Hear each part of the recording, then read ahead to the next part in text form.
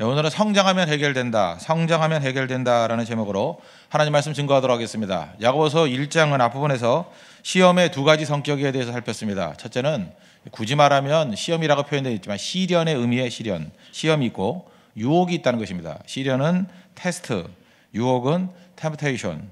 다른 건데 시련은 외부로부터 오는 것이고 유혹은 내 안에서부터 일어나는 것입니다. 목적이 다릅니다. 테스트는 교육적인 목적, 연단의 목적이 있고 유혹은 파괴적인 것, 사탄과 연관이 있다는 것입니다. 넘어뜨리는 것. 어쨌든 우리 인생 살다 보면 시련도 오고 유혹도 옵니다. 거기에 대해서 승리하는 길, 이걸 살폈습니다. 어찌 보면 조국적이죠. 또 하나의 길이 있는데 성장하면 모든 문제가 다 해결된다는 것입니다. 그러니까 시련도 극복해야 되고 유혹도 극복해야 되지만 성장하면 근본적인 문제가 해결이 된다는 것입니다.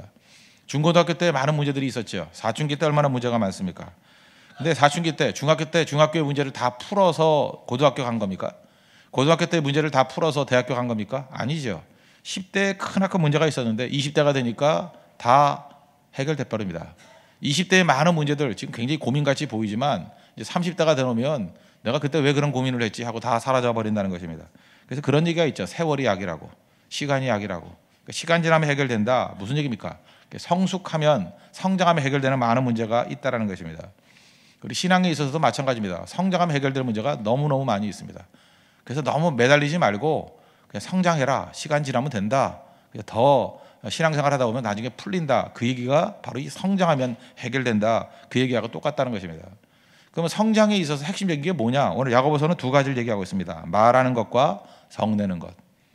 그러니까 말하는 거에 있어서 성숙해지는 것, 그게 성장입니다. 성냄에 있어서 성숙해지는 것, 그게 성장이라는 것입니다. 19절 20절 보십시오.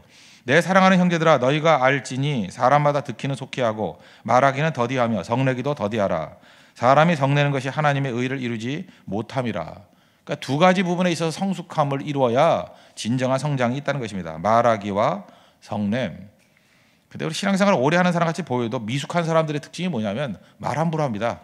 말하는 걸 보면 저 사람은 참 미숙한 사람이구나. 또 함부로 성내는 걸 보면 저 사람은 어떻게 저렇게 그 성숙함이 없나, 뭐 이런 걸 보게 된다는 것입니다. 그러니까 우리 스스로뿐만 아니라 우리가 지도자를 세울 때도 이거 두 가지 보면 된다는 거죠. 리더의 자격이 뭡니까? 말하기와 성냄. 함부로 말하는 사람과 함부로 성내는 사람, 이거 리더 아니라는 거죠. 그러니까 우리가 올바른 리더, 지금도 징계편 이후에 올바른 리더를 세워야 될 때 이 말하는 거, 말쟁이 세우면 교회에 혼란이 옵니다. 또 하나, 함부로 성내는 사람 세워가지고는 지도자의 기초적인 자질이 없는 거라는 것입니다. 중요한 얘기죠. 차례대로 살피겠습니다. 첫째는 듣기는 속히 하고 말하기는 더디게 하라. 말함에 있어서 성숙함이 있어야 된다는 것입니다. 인간은 말하는 존재가 아닙니다. 말씀은 하나님이 하시는 거죠. 인간은 듣는 존재입니다. 그래서 쉐마적 존재 이렇게 얘기를 하죠. 잘 듣는 것이 좋은 인간입니다. 신명기 6장 4절 보니까 이스라엘아 들으라, 우리 하나님 여호와는 오직 유일한 여호와이시니. 그러니까 백성들, 이스라엘 백성들이 하나님 백성이 되게 되는 원인이 뭐냐? 쉐마 이스라엘, 들으라 이스라엘, 잘 들어야 된다는 것입니다. 그래서 하나님께서 하나님 백성들을 묘사할 때 양으로 묘사합니다. 양은 아다시피 시력이 마이너스 한 5쯤 된다 그러죠. 거의 안 보인답니다. 양은 안경도 안 끼니까. 그래서 양이 뭐 이렇게 음매 뭐 그러나요? 그렇게 소리 지르고 가는 이유가 뭐냐 하면 앞에 있는 리더 양의 소리를 듣고 따라가는 거래요. 그러니까 이게 시력이 나쁘니까 양한테는 소리가 중요한 거죠. 목자의 음성을 듣고 따라가야 길을 잃지 않는 양이 될 수 있다라는 것입니다. 그래서 듣는 것에 예민하다. 그래서 기독교의 많은 크리스찬들을 묘사할 때 양으로 묘사하잖아요. 목자와 양, 듣는 존재이기 때문에 그렇다는 거예요. 듣고 따르는 거. 초대교회 그 제노라는 사람이 했던 얘기 요즘에 많이 듣죠. 왜 하나님께서 인간에게 귀는 2개 만들고 입은 하나를 만들었나? 듣는 것을 2배로 하라고. 그 제노라는 사람이 했던 얘기인데 많이 알려진 얘기죠. 그러니까 그만큼 그 초대교회에서도 덕목으로 여겼던 게 뭐냐면 말쟁이가 아닙니다. 많이 듣는 것. 우리가 지식과 지혜의 차이점이 있다 그랬죠. 지식은 단편적이고 분석적인 거고 지혜는 종합적인 거라고. 그러니까 강감찬 장군 얘기하지 않았습니까? 이렇게 남루한 옷을 입었는데 그 사람이 강감찬인 것을 알아뵙고 송나라 사신이 당신이 고려의 큰 별이군요. 이렇게 얘기했다 그러지 않습니까? 지식으로 본다 그러면 고관대작의 옷을 입어야 그게 장군이잖아요. 그리고 또 이렇게 외모도 이렇게 뭐 건장해 보여야 장군 같지 않습니까? 그리고 앞에 서 있는 거, 외모 이거 지식으로 볼 때는 앞에 서 있는 사람이 높은 사람 아니에요. 지식을 3가지 4가지 종합해 보건데 그 앞에 서 있는 종이 고관대적의 옷을 입은 그 종이 장군이어야 맞다고요. 근데 지식은 속이는 거죠. 지식은 얼마든지 속일 수 있습니다. 지식은 그렇지만 뭐가 이상한 거예요. 종합을 해보니까 눈빛이나 태도나 품위가 장군감이 아니다. 근데 남루한 옷을 입었지만 전체적인 종합적으로 볼 때 저 사람이 강감찬이야. 정확히 맞춘 거죠. 그러니까 지식 자랑하는 사람들은요 생각보다 많이 속습니다. 그러니까 선동에도 속고요, 속이는 자에게 속고, 뭐 사기도 많이 당하고. 지식은 속이는 거니까. 반면에 이 지혜라고 말하는 것, 또는 성경은 또 사랑이라고도 많이 말합니다. 사랑은 종합적으로 보는 거예요. 사랑이 있는 사람은 지식 가지고 정죄하려는 게 아니라 좀 더 알아가려고 그럽니다. 지혜가 뭐예요? 더 알아가는 거죠. 종합적으로 볼 줄 알으니까. 종합적으로 보이지 않으면 지혜 있는 자는 말하지 않습니다. 판단할 때가 아니거든요. 더 알아야죠. 종합적으로 판단할 때까지 가는 게 지혜니까. 종합을 모를 때는 가만히 있는 겁니다. 그게 지혜라는 거예요. 지혜를 배우는 것, 그러기 위해서 필요한 게 무엇입니까? 잠깐 듣는 거죠. 듣는 자가 지혜로운 자라는 거예요. 듣지도 않고 말하는 사람은 뭡니까? 지식으로 반응하는 사람이니까 천박한 사람이나, 또는 성경은 뭐라 그래요? 어리석은 자, 또는 뭐예요? 마귀의 종, 뭐 이러죠. 불의의 병기. 그렇게 될 수밖에 없다라는 것입니다. 그러니까 그 원리를 알았으면, 아니 내가 뭐 약합니다 이렇게 표현하는 사람이죠. 나는 약해요, 믿음이 부족해요, 아는 게 없어요, 천박해요. 알면 입 다물고 계세요. 알면은 쥐뿔도 모르면서 약간 떠들어요. 잠깐 들어야 될 때죠. 더 듣고 종합하고 또 종합해야 된다는 것입니다. 잠언의 몇 구절만 한번 들어볼까요? 잠언 10장 19절 보니까 말이 많으면 허물을 면하기 어려우나 입술을 제어하는 자는 지혜가 있느니라. 지혜가 뭔데? 종합이니까. 그러니까 계속해서 모아야 된다는 것입니다. 또 잠언 17장 27절 보니까 말을 아끼는 자는 지식이 있고, 말을 아끼는 게 진짜 지식이라는 거예요. 가짜 지식이 아니라. 또 잠언 15장 1절 보니까 유순한 대답은 분노를 주게 하여도 과격한 말은 노를 격동하느니라. 한 번 만나고 끝날 거 아니잖아요. 근데 계속해서 사람들은 만나거든요. 만나는데 그 대답 한 번을 잘못 과격하게 해가지고 분노를 격동하게 만드는 사람이 있죠. 자꾸만 그 사람만 얘기하면 화가 나는 거예요. 그런데 지혜로운 사람은 유순한 대답을 해서 분노를 주이게 하죠. 그죠? 아니면 이게 안 된다 그러면 입 다물고 있든지. 그러니까 침묵이 중요한데 침묵보다 더 나은 말만 하라고요. Say something better than the silent. 사일런트보다 더 나은 대답이 있지 아니하면 be silent. 침묵하고 있으라고요. 그게 성경적인 접근이 될 수 있다는 것입니다. 인간에게는 두 가지 자아가 있습니다. 뭐 100% 선한 사람도 없고요, 100% 악한 것도 없습니다. 로마서 7장을 보니까 사도 바울조차도 이거 굉장히 성숙될 때 얘기거든요. 7장 21절에 내가 한 법을 깨달았답니다. 곧 선을 행하기 원하는 나, 그런 애고가 있어요. 선을 행하기 원하는 나, 그런 애고가 있는 반면에 또 하나가 뭐예요? 내 속에는 또 죄의 법을 따라가고자 하는 나가 또 있다는 거예요. 죄의 법이 나를 사로잡아 오는 것을 보는도다 그러잖아요. 두 가지가 막 싸우는 거예요. 그래서 오라 나는 공고한 자로다. 해결이 안 되는 거예요. 이 모순이 해결이 안 되는 거예요. 이 갈등이 해결이 안 되는 거예요. 나 어찌합니까? 나오는 답이 뭐예요? 성령이 함께 하시면 어떤 일이 벌어지냐. 이게 완전히 사라지는 게 아니고 내 안에 좋은 것들을 반응한다는 거예요. 그러니까 내 안에 더러운 것들이 있고 악한 것들이 있으면 입 다물고 있거나 하나님 앞에 회개해서 없애버리고, 그 다음 내 안에 좋은 것들만 말하고 반응한다는 거예요. 근데 마귀가 역사하게 되면 나타나는 현상이 뭐냐 하면 나쁜 걸 자꾸 말을 해요. 그러니까 뭐라 그래요? 뚜껑 열린 무덤 그러잖아요. 뚜껑 달려있어요. 얼마나 냄새나요? 덮어버려야죠. 오늘도 1장 21절을 보십시오. 그러므로 모든 더러운 것과 넘치는 악을 내버리고 그랬잖아요. 모든 더러운 것이 우리 안에 있어요. 그 다음에 넘치는 악이 있다고요. 이런 거 어떻게 해요? 내버리고 쓰레기통에 집어넣으라는 거예요. 집안에 쓰레기 없는 집이 없다 그랬죠. 아무리 깨끗한 집도 쓰레기는 나오잖아요. 뭐 음식 사면 다 먹습니까? 수박도 껍질째 먹나요? 그렇게 먹습니까? 뭐 이렇게 텔레비전 사면 그 뭐 포장재, 비닐재 다 갖다 그거까지 먹습니까? 스티로폼도 먹습니까? 그렇지 않잖아요. 아무리 깨끗한 집도 쓰레기는 나오게 돼 있잖아요. 필요한 거 빼놓고 버려야 될 게 나오잖아요. 그런데 깨끗한 집은 쓰레기는 쓰레기통에 가 있고 더러운 집은 쓰레기를 널려놓은 거라니까요. 그러니까 누가 더 더럽냐가 아니에요. 바보죠. 그러니까 더러운 집은 쓰레기가 쓰레기통에 안 들어가 있는 거라고요. 그래서 우리 안에도 쓰레기들이 나오거든요. 그럼 볼 것도 없어요. 쓰레기통에 집어넣으면 되는 거죠. 그런데 쓰레기를 돌리는 사람들이 있죠. 쓰레기 돌리고 코 풀고 돌려가지고 내용물 확인하고 거기서 은혜 받는다 그러고.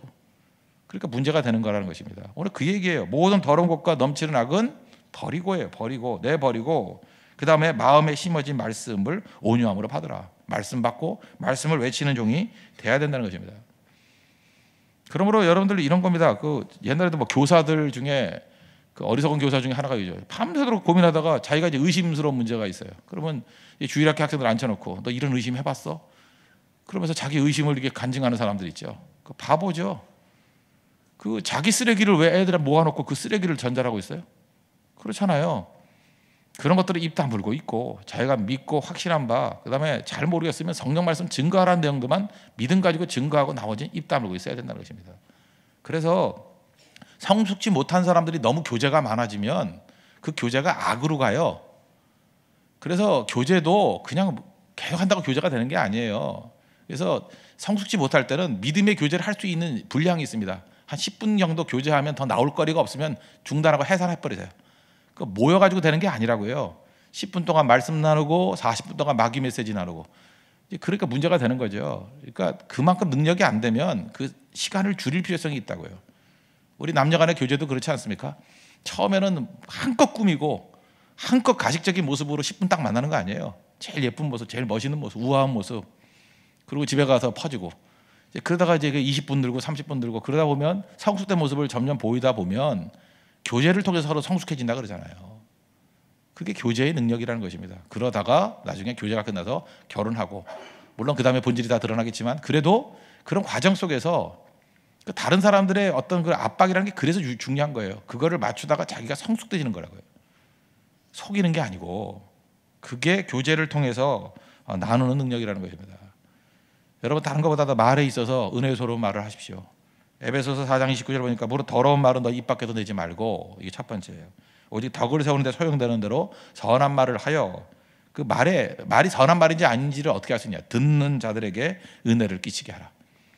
그러니까 듣는 자들에게 은혜가 되는 말 하라는 것입니다. 그게 우리를 살리는 말이다. 하나님 앞에서 우리가 지혜로운 대화, 지혜로운 말을 통해서 우리 성숙됨을 줄 수 있는 믿음의 종 되기를 바랍니다. 또 한 가지는 성내기도 더디하라. 분노의 문제입니다. 말씀은 두 가지로 볼 수 있다고 그랬습니다. 그 윈도우 이미지, 윈도우 창같이 말씀을 통해서 세상을 바라보는 거예요. 그래서 성경이 중요한 거죠. 세상을 바라보는 관, 그래서 세계의 관을 주고 또 가치를 보는 눈, 가치관을 준다고요. 이게 이제 윈도우 이미지예요. 옛날 성도들이 성경을 통해서 세계를 보는 눈, 가치를 보는 눈이 너무 약했습니다. 그래서 윈도우 이미지가 중요하다 이렇게 얘기를 했는데, 참 인간은 밸런스가 깨지는 것 같아요. 원래 한국교회가 제일 강했던 게 뭐냐면 성경을 거울로 보는 거, 이게 너무 강했거든요. 미러 이미지, 성경을 통해서 나를 보는 거, 거울로 보는 것, 이거는 문제가 없었어요. 이게 한국교회를 크게 부흥하게 만들었고 힘있게 만든 거예요. 그래서 너무 성경을 거울로만 보고 답답하니까 이제는 성경을 좀 윈도우 이미지로 보십시오. 성경을 통해 세계를 보는 눈이 있어야 됩니다. 근데 이쪽이 너무 강조되다 보니까 원래 갖고 있던 걸 다 잃어버렸어요. 성경의 원래 의미가 뭔지 아십니까? 거울 이미지예요. 성경을 통해서 거울같이 나를 보는 거예요. 나를 본다는 건 곧 하나님을 보는 것입니다. 오늘 1장 23절 24절 보십시오. 누구든지 말씀을 듣고 행하지 아니하면 그는 거울로 자기의 생긴 얼굴을 보는 사람과 같아서 제 자신을 보고 가서 그 모습이 어떠했는지를 곧 잊어버리거니와. 그러니까 자기를 자신을 제대로 못 보는 거라는 거예요. 거울로. 그러니까 자꾸 성내는 거죠. 성낸다는 게 뭡니까? 여러분 분노해 보셨습니까? 분노할 때 특징이 뭐예요? 내가 보이는 게 아니라 남이 보이는 거예요. 남의 허물이 보이니까 분노하죠. 남의 죄가 보이니까 분노하죠. 남의 부당함이 보이니까 분노하죠. 그러니까 남이 보인다는 게 뭐예요? 정죄의 눈, 그것 때문에 분노하는 겁니다. 그러니까 분노라는 건 또 다른 말하면 교만이에요. 교만한 사람이 분노하죠. 이등병은 분노하지 않는다 그랬잖아요. 이등병이 무슨 분노를 합니까?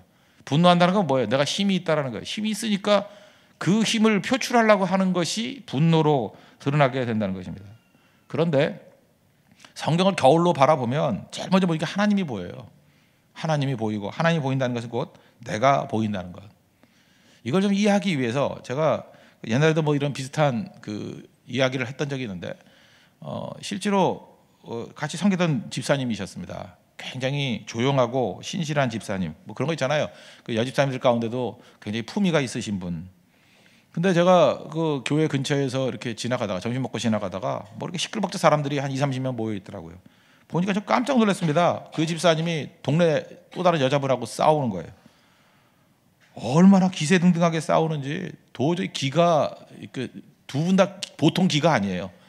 그 아주 특출난 동네 대표쯤 되는 것 같아요. 뭐 보통 기가 아니에요. 그냥 그 말싸움에도 안 밀리고 눈초리나 뭐 모든 게 거의 닭싸움하는 것 같아요. 전혀 밀리지 않습니다. 근데 저는 민망하죠. 제가 섬기는 교회 집사님인데, 양육하는 집사님인데 저렇게 싸움에 강하니까 내가 미안해가지고 또 날 보면 얼마나 미안하겠어요. 그래서 숨어서 딱 갈라 그러다가 뭐가 이렇게 앞사람이 가로막혀가지고 이거 왜 이래 하고 돌아서는 순간에 그 집사님이 눈과 제 눈이 딱 마주친 거예요. 마주치는 그 순간 그 집사님의 기가 다 죽는 거예요. 기가 다 죽으면서 갑자기 너무 부끄러워하는 옛날에 그 순수한 얼굴로 돌아가는 거예요. 너무 부끄러워하는 거예요. 너무 부끄러워하고. 그러고 난 다음에 싸움 끝난 것 같아요. 저도 그냥 후다닥 와버렸는데 그 다음에 소리가 잠잠해졌어요. 끝나버렸어요. 제가 그 모습을 보면서 이런 생각을 해봤습니다. 그 참 저한테 굉장히 인상적인 장면이었는데 그 여집사님이 본 것이 뭘 봤습니까? 목사를 본 거예요? 자기 자신을 본 거예요? 저는 저하고 눈초리가 마주쳤지만 목사를 본 게 아니라고 생각합니다. 목사를 봤어요. 목사를 보는 순간에 뭐가 보인 거예요? 내가 보인 거예요. 정신없게 싸울 때는 나를 잊어버린 거라고요. 근데 목사를 통해서 내가 보인 거예요. 내가 그 순간은 거울이 된 거죠. 목사의 눈을 보는 순간에 그렇지, 내가 집사지. 내가 이게 지금 뭐 하는 거지? 많은 사람들에서 이게 간증을 잃어가고 있는 거구나. 이게 보인 거라고요. 내가 보인 거예요. 그러니까 그 눈에 힘이 잃어버린 거죠. 부끄러움이 생긴 거죠. 나를 보니까. 똑같은 일이 성경에 나타나는 것입니다. 성경에서 우리 하나님을 봅니다. 하나님을 보는 순간에, 하나님이 보이는 순간에 하나님을 본다는 게 뭐예요? 여러분, 하나님을 봤습니다. 이게 무슨 얘기입니까? 나를 본다는 얘기예요. 한없이 부끄러워집니다. 정말 한없이, 하나님을 만난 사람이 나를 보는 거예요. 한없이 부끄러워져요. 또 비슷한 얘기가 창세기 33장 10절에 나오는데, 야곱이 그 형 에서를 만나지 않습니까? 죽이겠다 오는 형 에서 만났더니 33장 10절에 이렇게 얘기합니다. 내가 형님의 얼굴을 배운 즉 하나님의 얼굴을 본 것 같다. 이거 뭐 쉽게 읽어보면 형한테 아부하는 것 같다. 뭐 형님이 하나님 얼굴 같이 뭐 대단해 보입니다. 이렇게 아부하는 거라 그러는데 전 그렇게 해석하지 않습니다. 이건 그 얘기가 아니에요. 형님의 얼굴을 볼 때 원래 분노해야 되는 사람 아닙니까? 근데 동생한테 와가지고 껴안고 울잖아요. 그때의 그 형의 그 용서하는 얼굴을 보면서 하나님의 얼굴이 보인 거예요. 하나님이 도와주신 거죠. 32장이 야복강에서 기도했잖아요. 하나님 나 살려주세요. 도와주세요. 그랬더니 하나님께서 진짜 형의 마음 가운데 은혜를 부어주셔서 저런 얼굴을 품게 하는구나. 저 얼굴은 하나님의 얼굴이야. 그리고 동시에 그 형의 얼굴에서 하나님의 얼굴을 봤는데 그게 내가 보인 거예요. 내가 얼마나 연약한 종이고 나 같은 죄인을 살리신 은혜가 얼마나 대단한가. 그래서 하나님의 얼굴을 봤습니다 하고 겸손하게 고꾸라지는 거예요. 고꾸라지는 거. 그래서 언제나 교회는 동의어입니다. 하나님의 얼굴을 본다. 그건 나 자신을 본다와 똑같다는 것입니다. 나를 보는 거예요. 나를. 오늘 성경에 보니까 26절 보십시오. 여기 누구든지 스스로 경건하다 생각하며 자기 혀를 재갈 물리지 아니하고, 그 다음이죠. 자기 마음을 속이면. 여러분, 죄를 짓는 것보다 더 무서운 게 뭔지 아십니까? 자기 자신을 속이는 거예요. 우리 신앙생활하는 사람이 자기 자신을 속일 수 있습니다. 예를 들어서 자기가 대단한 믿음이 있는 양, 믿음 없는데 믿음이 있다고 속일 수 있어요. 제가 어저께 어떤 그 집사님하고 대화를 나눈 적이 있었습니다. 대화를 나누는데 그분이 그런 얘기를 하더라고요. 그 선교사님하고 이제 식사를 같이 했는데 자기가 모태 신앙이었답니다. 그런데 자기가 진짜 믿은 지 10년 됐다고. 그랬더니 그 옆에 계신 선교사님이 그러더라고요. 목사님 뭐 예수님 영접하셨습니까? 농담이에요, 농담. 그죠? 우리 목사끼리 많이 하는데 드디어 영접했다고. 근데 그게 농담이 아닐 수도 있다고 생각을 합니다. 그죠? 우리 말씀을 증거하고 집사님이 되셨고 오래됐는데 어느 순간인가 내가 진짜 집사 놀이하고 목사 놀이할 수 있잖아요. 정말 뭐 나도 믿는다고 자기 속을 수 있잖아요. 근데 어느 순간 하나님 앞에 딱 섰을 때 이게 진짜 믿는 거겠나? 진짜 내가 믿나? 진짜 믿으면 다 걸어야죠 거기다. 왜 믿는다 그러면서 딴 행동을 해요? 그 믿는 게 아닐 수도 있잖아요. 마태복음 7장 22절 보니까 그날에 마지막 날입니다. 많은 사람이 나더러 이르되 주여 주여 우리가 주의 이름으로 선지자 노릇하며 주의 이름으로 귀신 쫓아내고 주의 이름으로 많은 권능 행했습니다. 그때 예수님이 뭐라 그래요? 내가 밝히 말하노니 도무지 모르겠다고. 불법을 행하는 자들아 내게서 떠나가라. 속았다는 거죠. 제가 믿는 줄 알았어요. 근데 믿는 게 아니었어요. 나를 속이는 것만큼 무서운 게 없다는 것입니다. 성장이 없는데 내가 성장했다고 착각하는 거예요. 그 대표적인 게 교회 직분이거든요. 그 직분 이렇게 받으면 자기가 성장했다고 생각해요. 또 시간의 길이로 나 봉사 오래 했다 그러면 그게 자기 신앙의 길이를 가지고 내가 성장했다고 생각한다니까요. 뭐 내가 봉사 10년 했어, 뭐 20년 했어, 교사 뭐 20년 했어, 뭐 이런 것들이 나를 속인다는 것입니다. 갈라디아 6장 3절 보니까 만일 누가 아무것도 되지 못하고 된 줄로 생각하면 스스로 속임이라. 되지도 못했으면 됐다고 속지 말라는 거예요. 나한테 제일 많이 속아요. 자기 자신한테. 여러분 이 시대의 문제가 뭔지 아십니까? 한 5년쯤 지나면 분명히 나올 거예요. 이런 거예요. 수준은 아르바이트 수준이에요. 수준은 정말 천박해요. 근데 지금 SNS 시대니까 정보는 CEO급의 정보를 갖고 있어요. 그러니까 감당을 못하는 거예요. 그러니까 다 미쳐가는 거예요. 그러니까 그 정보를 갖고 쓸 줄 아는 건 뭐냐 하면 남 공격하는 거, 그죠? 그 다음에 또 뭐야? 해꾸지하는 거. 그거밖에 할 게 없는 거야. 그죠? 수준은 아르바이트 수준이거든. 수준은 저질이거든요. 근데 정보는 CEO급 정보를 갖고 있어요. 감당을 못하는 거예요. 정보 처리 능력이 없어요. 정보를 감당할 능력이 없다고. 그러니까 이 시대 요게 이제 좀 지나가면 나중에 그럴 거예요. 그 당시에 그런 혼란이 있었다. 산업혁명 처음 일어났을 때 나타난 혼란상들이 있었죠. 지금 보면 상식이잖아요. 이렇게 하면 처리하면 된다고. 초창기 때는 난리가 벌어졌잖아요. 지금 그런 혁명이에요. 이게 지금 정보혁명이라고. 감당 못하는 것들에 너무 많은 정보가 들어가서 어떻게 처리할지도 모르고 뭐가 정보인지 뭐가 쓰레기인지 구분도 못하고 그런 시대가 되고 있다는 것입니다. 제가 사랑하는 어떤 후배 교수가 하나 있습니다. 근데 이 친구는 되게 똑똑해요. 굉장히 많은 일을 할 수 있는 사람인데 하여튼 사회에 대해서 너무 신랄하게 비판해. 비판력이 너무너무 강해요. 그래서 제가 한마디 했어요. 뭐라고 얘기했냐면 네가 자꾸 그렇게 신랄하게 비판할 자리냐고. 너 교수라고. 너는 지금 비판할 자리보다 네가 책임져야 될 자리라고. 네가 지금 비판할 대상이 뭐 있냐고. 네가 세워나가야지. 자기가 세워야 되는 사람이거든요. 지금 뭘 세워야 되는 사람인데 아직도 착각하고 있는 거예요. 자기가 뭐 남 이렇게 비판하고 욕이나 하면 되는 사람인 줄 알고. 그 네가 해봐 그러면 돼요. 네가 해봐. 자기가 해야 될 때거든요. 하나도 하지 못하면서 난 비판만 하고 있잖아요. 한마디로 해서 대안이 없잖아요. 대안이. 비판하지 말라는 게 얘기 아닙니다. 뭐 밑에 있을 때 할 수도 있죠. 근데 지금은 그게 아니거든요. 나이가 든다는 게 무슨 뜻이 아십니까? 성숙함이라는 것은 어떤 때는 꽃이 좋아요. 우리 뭐 자매들 뭐 꽃 같다 그러면 좋죠. 꽃이 좋은데 꽃이 아닌 열매가 필요한 나이, 그게 성숙이에요. 꽃이 좋을 때가 있었습니다. 근데 꽃이 아니구나 하는 생각이 들 때가 있어요. 이제는 열매가 필요할 때구나. 그게 성숙입니다. 여러분들 그 성숙하기 위해서 꼭 필요한 건 뭐냐면 함부로 분노하지 마십시오. 분노하지 마십시오. 분노 무책임한 겁니다. 파괴적인 겁니다.